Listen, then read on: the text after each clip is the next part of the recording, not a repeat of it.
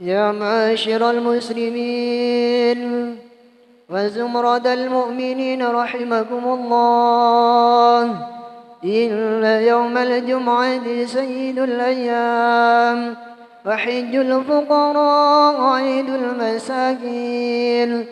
الخطبتان فيها مقام ركعتين من الفرض، فإذا صعد الخطيب على المنبر فلا يتكلمن أحدكم، ومن يتكلم فقد لغى، ومن لغى فلا جمعة له. أنصتوا واسمعوا وأطيعوا رحمكم الله. أنصتوا واسمعوا وأطيعوا جميعا رحمكم الله. أنصتوا واسمعوا وأطيعوا جميعا رحمكم الله لعلكم ترحمون.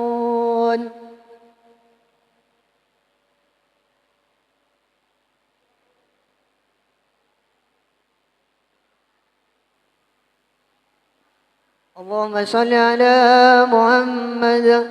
اللهم صل على سيدنا محمد. اللهم صل على سيدنا ومولانا محمد. الحمد لله رب العالمين.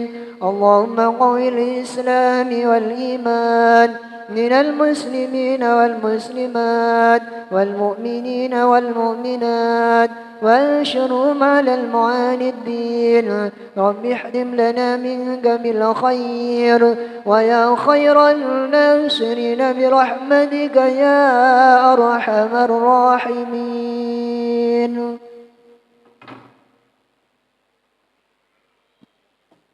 Assalamualaikum warahmatullahi wabarakatuh. الله أكبر الله أكبر الله أكبر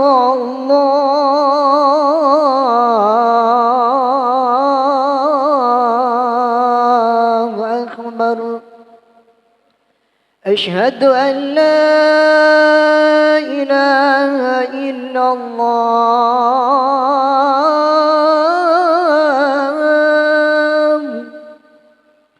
أشهد أن لا إله إلا الله.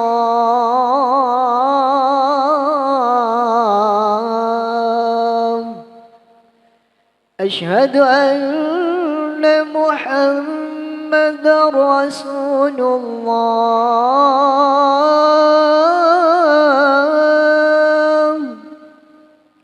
أشهد أن محمد رسول الله.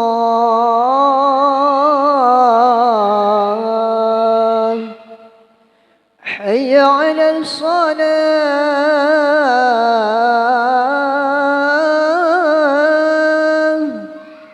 حي على الصلاة.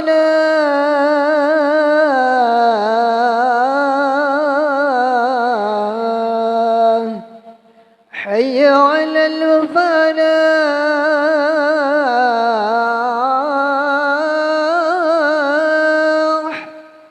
حي على الفلاح.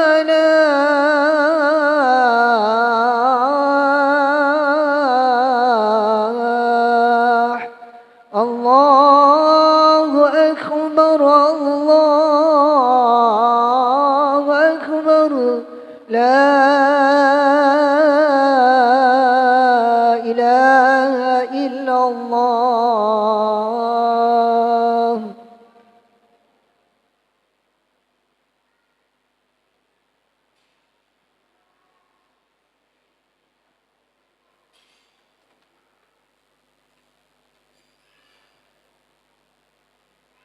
Alhamdulillah.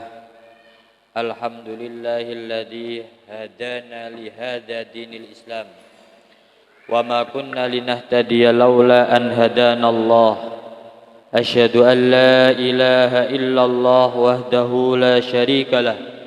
Wa asyhadu anna Muhammadan abduhu wa rasuluh wa la nabiyya ba'dah. Allahumma salli wa sallim ala sayyidina Muhammadin عبدك ورسولك النبي الأمي وعلى آله وصحبه أجمعين أما بعد إخواني في الله يا أيها الحاضرون اتقوا الله حق تقاته ولا تموتن إلا وأنتم مسلمون. Kaum muslimin sidang Jumat rahimakumullah, marilah kita terus bersyukur kepada Allah dengan senantiasa menjaga setiap kenikmatan dan anugerah yang diberikan Allah kepada kita, terutama kenikmatan iman dan tauhid. Seperti di pertengahan siang hari ini, siang di bulan mulia Dzulhijjah ini, dan di hari Sayyidul Ayyam yang penuh berkah bagi muslimin yang mau beribadah dan bersolawat. Karena kita di hari ini dapat merasakan manisnya taat kepada Sang Pencipta. Kaum muslimin rahimakumullah, nikmat adalah sesuatu yang berada di luar tubuh kita, artinya di luar kendali fisik dan ruh. Manusia bisa mendapatnya dengan sekejap atau bertahun-tahun lamanya, dan manusia bisa kehilangan nikmat hanya dalam hitungan sepersekian detik. Di antara yang juga manusia bisa lakukan sebagai upaya rasa syukur adalah menjaga kenikmatan yang berupa tauhid, di mana tauhid adalah kita tidak akan pernah mengakui selain Allah adalah pencipta, dan selain Allah bukanlah penentu segala-galanya. Artinya tauhid adalah bagian paling penting dalam ajaran Islam. Al-Quran menyatakan, jika ada orang yang mati dengan membawa dosa banyak sekalipun, asal dia tidak musyrik, artinya tetap bertauhid kepada Allah, Allah akan mengampuninya. Sebagaimana dalam surat An-Nisa ayat 74, Bismillahirrahmanirrahim, Innallaha la yaghfiru an yushraka bihi wa yaghfiru ma duna dzalik liman yasha wa man yusyrik billah faqad iftara itsman 'adzima. Yang artinya, sesungguhnya Allah tidak akan mengampuni dosa syirik, dan Dia mengampuni segala dosa yang selain dari syirik itu bagi siapa yang dikehendakinya. Barang siapa yang mempersekutukan Allah, maka sungguh ia telah berbuat dosa yang sangat besar. Jika ada orang musyrik, Allah Subhanahu wa taala tidak akan pernah mengampuninya. Artinya, asalkan dosa seseorang bukanlah musyrik, Allah tetap yaghfiru liman yasha. Dan bersamaan dengan pemahaman ini, kita tetap berkeyakinan iman serta hidayah dalam hati seseorang merupakan hak mutlak Allah Subhanahu wa taala kepada hamba-hambanya. Oleh sebab itu, penting sekali kita menjaga atau merawat pemberian yang tidak bisa ditukar apapun. Ikhwani fillah, ketahuilah, tauhid memungkinkan kita bisa dibebaskan dari neraka. Seperti dalam riwayat Imam Muslim, yadkhulu ahlal jannah al-jannata wa yadkhulu ahlan nar an-nara. Artinya, saat semua para penduduk surga dan neraka dimasukkan dengan alamat yang tertera, akhirnya Allah memerintahkan kepada para malaikat, akhriju man kana fi qalbihi mithqala habbatin min khardalin min iman. Yang artinya, wahai para malaikatku, keluarkanlah dari neraka orang yang dalam hatinya masih terdapat keimanan, artinya tauhid, meskipun hanya sebesar biji sawi. Kaum muslimin sidang Jumat rahimakumullah, marilah kita senantiasa menjaga ketauhidan itu. Kita hanya menyembah kepada Allah, kita hanya takut kepada Allah. Sebab yang bisa menentukan nasib kita, menentukan kita selamat atau tidak, menentukan kita sukses atau tidak, hanyalah kehendak Allah sebagaimana firman-Nya dalam surat At-Takwir ayat 29, Bismillahirrahmanirrahim, wa ma tasyauna illa ayyasha Allahu rabbul alamin, yang artinya dan kamu tidak akan dapat menghendaki kecuali apabila dikehendaki oleh Allah, Tuhan semesta alam. Kaum muslimin rahimakumullah, di antara tahap menjaga ketauhidan generasi-generasi kita serta anak-anak kita adalah pandai memilah dan memilih di mana pendidikan berlangsung. Maksudnya, semodern apapun lembaga pendidikan, kalau tidak jelas, janganlah anak-anak kita masuk ke dalam lembaga tersebut. Kita mempunyai tanggung jawab untuk menyelamatkan anak beserta keluarga kita. Sekali lagi, kita harus hati-hati memilih lembaga pendidikan agar tidak dibawa kepada kemusyrikan. Yang kedua, memilih golongan. Kita perlu hati-hati memilih golongan, karena dikhawatirkan ketika kita sudah bertauhid hanya karena salah memilih teman, keliru memilih golongan, artinya keliru memilih golongan, akhirnya kita atau anak kita menjadi musyrik. Na'udzubillah. Dan yang terakhir adalah cerdas mengikuti kajian-kajian. Bukan hanya dari siapa kita dan anak kita mendapatkan pengetahuan akal dan ruhani, tapi juga bagaimana kita juga hati-hati dalam membagikan ilmu yang kita dapatkan. Kajian-kajian Islam yang bisa diikuti sekitaran Panton adalah kajian setiap malam Selasa yang dilakukan Masjid An-Nur, yang mana di kajian setiap Selasa diberi pemahaman atau diberikan tausiah-tausiah ayat-ayat Quran dan serta tafsir-tafsirnya, dan juga membahas tentang cara bersuci, cara bersolat, dan tidak lupa juga sirah-sirah nabawiyah. Bukan hanya di masjid ini, kajian di masjid-masjid lain juga banyak. Namun perlu diketahui, ajaran yang terus disebarkan oleh masjid ini adalah ajaran Ahlus Sunnah wal Jamaah dari waktu ke waktu.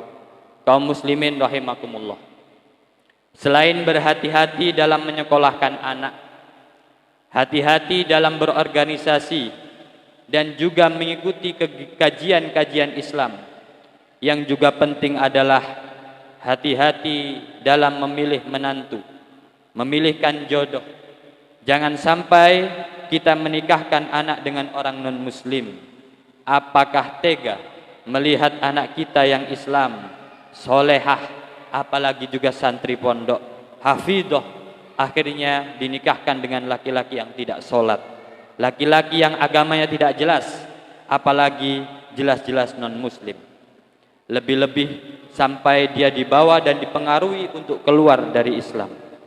Allah Subhanahu wa taala berfirman dalam surat Al-Baqarah, "Wa may yartadid minkum an dinihi fayamut wa huwa kafirun fa ulaika habitat a'maluhum fid dunya wal akhirah wa ulaika ashabun nar hum fiha khalidun." Yang artinya, barang siapa yang murtad di antara kamu dari agamanya lalu dia mati dalam kekafiran, maka mereka itulah yang sia-sia amalannya di dunia dan di akhirat, dan mereka itulah penghuni neraka, mereka kekal di dalamnya. Orang yang keluar dari Islam hingga kafir dalam keadaan murtad, maka seluruh amal ibadahnya dihapus oleh Allah Subhanahu wa taala. Mereka ialah calon penghuni neraka jahanam. Kaum muslimin sidang Jumat yang dimuliakan Allah, bagi kita, baik atau buruk, selamat atau tidak, sukses atau gagal, semua yang menentukan Allah. Manusia hanya bisa berikhtiar. Selanjutnya hanya Allah yang bakal menentukannya. Masya Allahu kana wa ma lam yasha' lam yakun, yang artinya apapun yang Allah kehendaki pasti terjadi, dan jika Allah tidak menghendaki tidak mungkin terjadi. Aqulu qauli hadza astaghfirullahu li wa lakum wa lisairil muslimina wal muslimat wal mu'minina wal mu'minat min kulli dambin fastaghfiruhu innahu huwal ghafurur rahim. اللهم صل على سيدنا وحبيبنا وشفيعنا ومولانا محمد.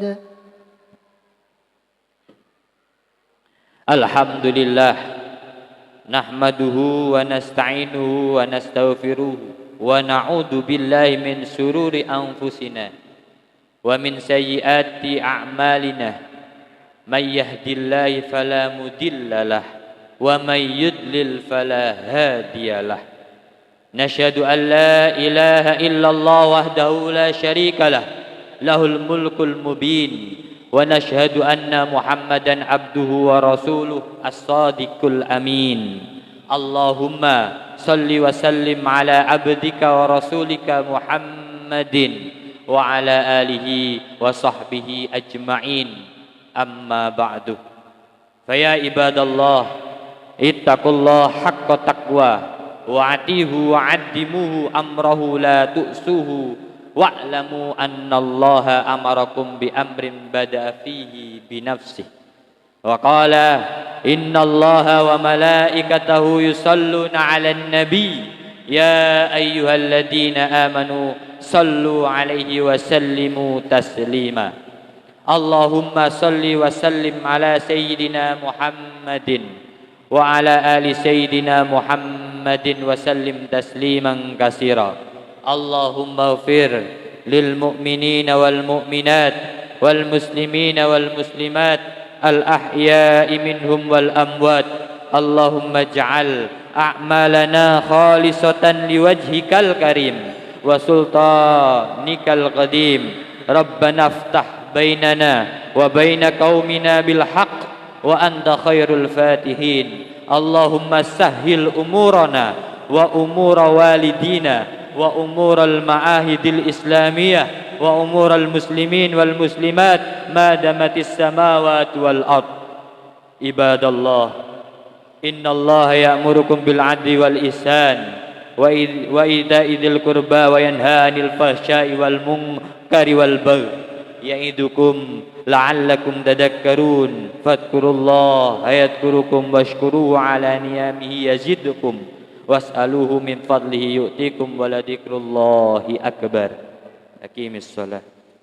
Allahu akbar, Allahu akbar. Ashhadu an la ilaha illallah. Ashhadu anna Muhammadar Rasulullah.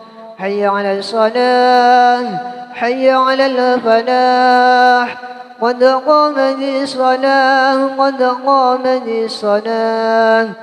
الله أكبر لا إله إلا الله.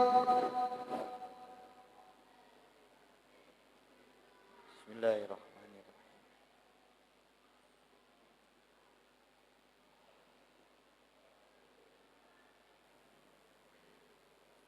أصلي فرض الجمعة ركعتين مستقبل القبلة أداء إماما لله تعالى. الله أكبر. إني وجهت وجهي إن صلاتي ونسكي لا شريك له.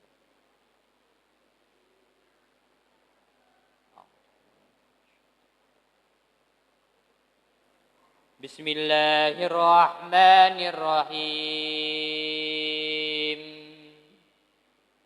Alhamdulillahi rabbil alamin. Ar-Rahmanir Rahim. Maliki yaumiddin. Iyyaka na'budu wa iyyaka nasta'in. Ihdinas siratal mustaqim. Siratal ladzina an'amta 'alaihim ghairil maghdubi 'alaihim waladdallin.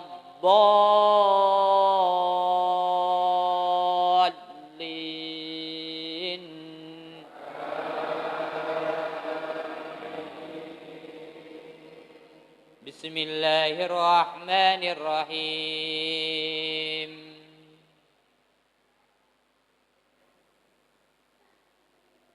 إذا السماء انشقت وأذنت لربها وحقت وإذا الأرض مدت وألقت ما فيها وتخلت وأذنت لربها وحقت يا أيها الإنسان إنك كادح إلى ربك كدحا فملاقيه فأما من أوتي كتابه بيمينه فسوف يحاسب حسابا يسيرا وينقلب إلى أهله مسرورا وأما من أوتي كتابه وراء ظهره فسوف يدعو ثبورا ويصلى سعيرا إنه كان في أهله مسرورا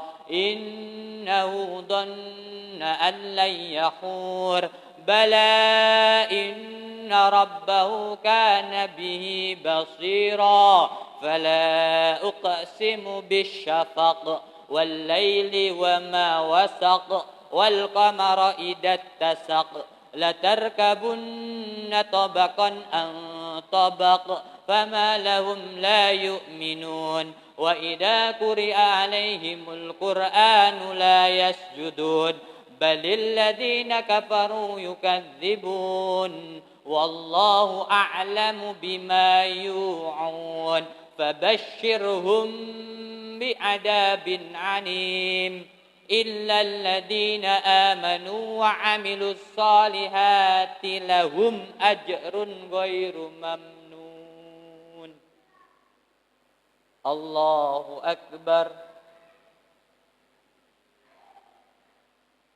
سمع الله لمن حمده الله أكبر الله أكبر الله أكبر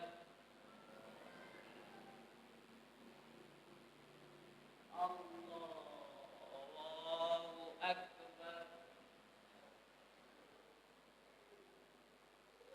بسم الله الرحمن الرحيم الحمد لله رب العالمين الرحمن الرحيم مالك يوم الدين إياك نعبد وإياك نستعين اهدنا الصراط المستقيم صراط الذين أنعمت عليهم غير المغضوب عليهم ولا الضالين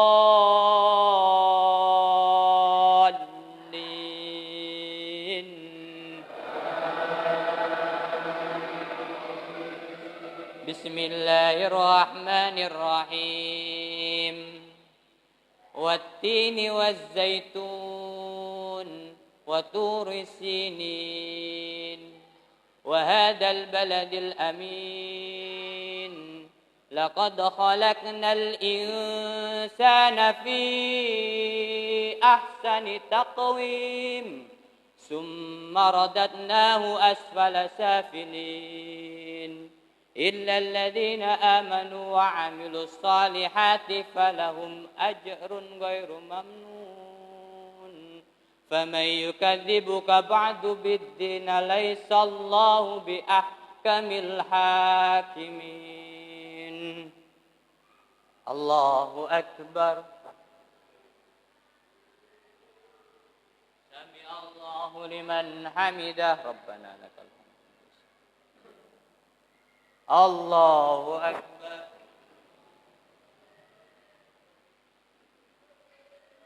الله أكبر الله أكبر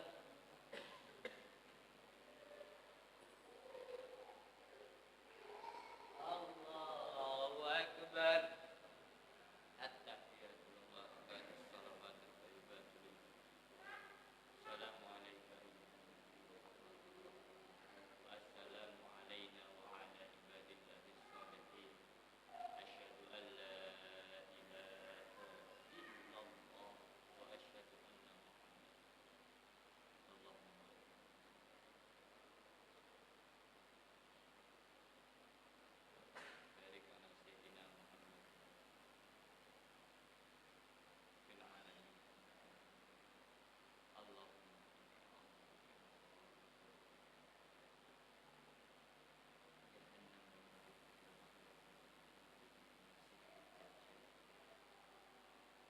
Assalamualaikum warahmatullah. Assalamualaikum warahmatullah.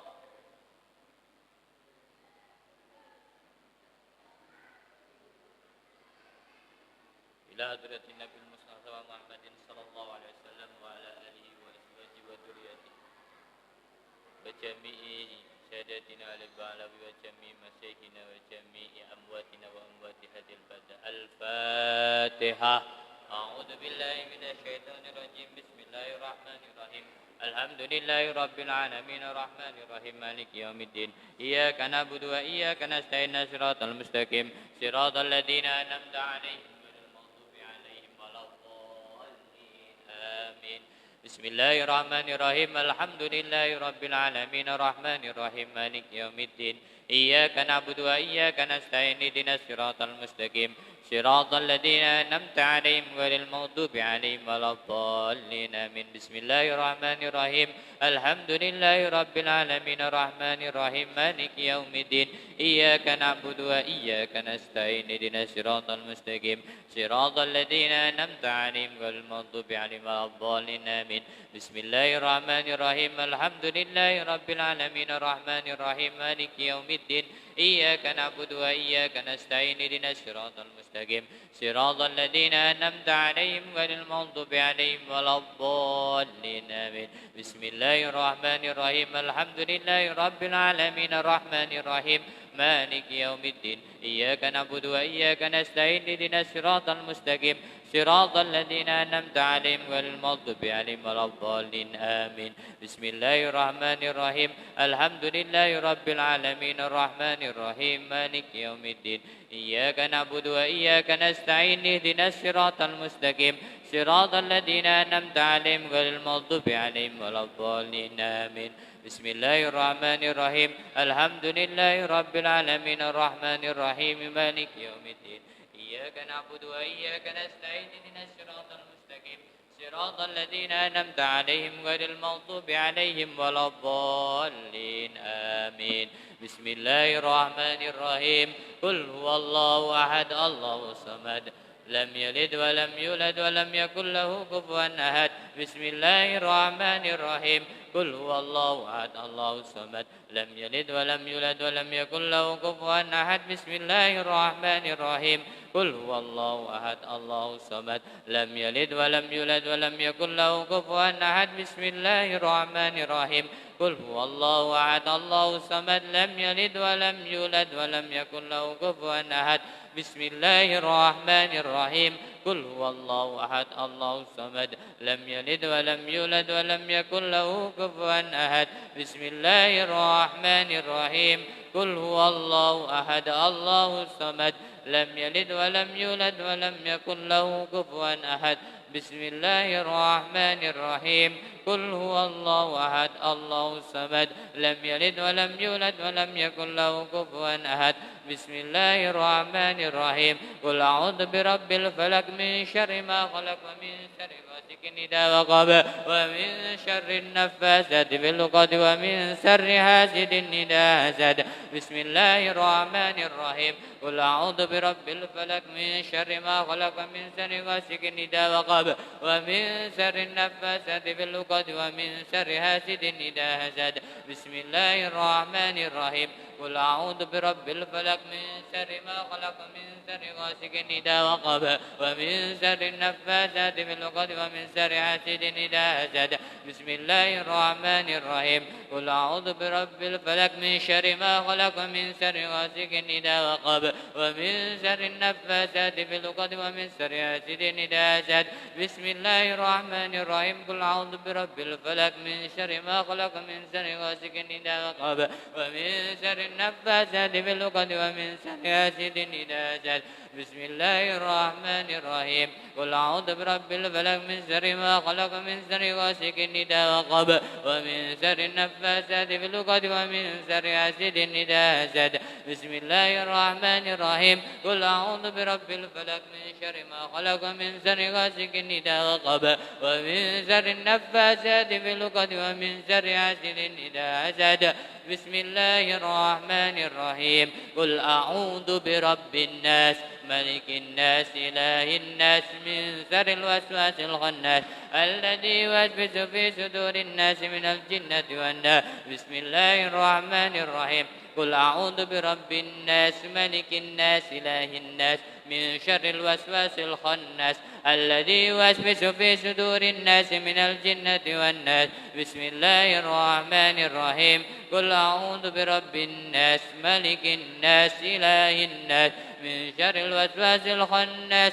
الذي يوسوس في صدور الناس من الجنة والناس بسم الله الرحمن الرحيم قل أعوذ برب الناس ملك الناس إله الناس من شر الوسواس الخناس الذي يوسوس في صدور الناس من الجنة والناس بسم الله الرحمن الرحيم قل أعوذ برب الناس ملك الناس إله الناس من شر الوسواس الخناس الذي يوسوس في صدور الناس من الجنة والناس بسم الله الرحمن الرحيم قل أعوذ برب الناس ملك الناس إله الناس من شر الوسواس الخناس الذي يوسوس في صدور الناس من الجنة والناس بسم الله الرحمن الرحيم قل أعوذ برب الناس ملك الناس إله الناس من شر الوسواس الخناس الذي يوسوس في صدور الناس من الجنة والناس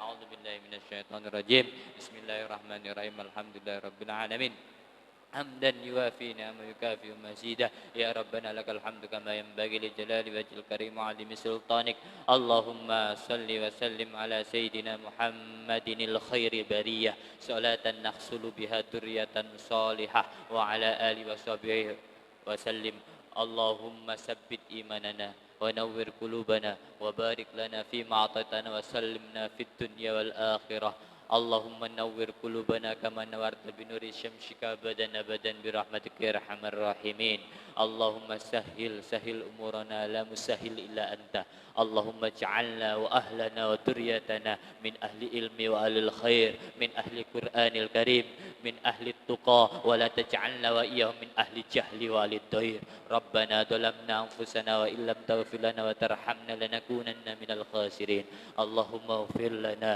ذنوبنا ولوالدينا ولمشايخنا ولمن هو علينا إنك على كل شيء قدير وصلى الله على سيدنا محمد الأمي وعلى آله وصحبه وسلم بفضل سبحان ربك رب العزة عما يصفون وسلام على المرسلين والحمد لله رب العالمين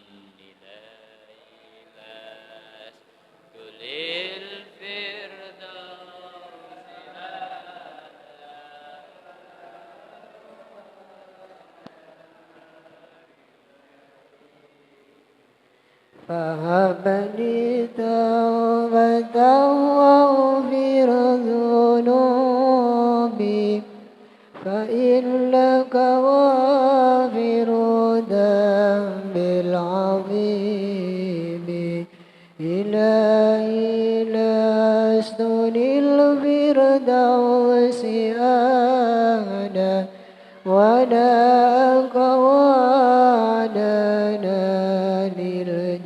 للجحيم فهب لي توبة واغفر ذنوبي فإنك غافر الذنب العظيم إلهي لا دني الفردوس أهلا ولا أقوانا للجحيم فهب لي توبة واغفر ذنوبي فإنك غافر الهم العظيم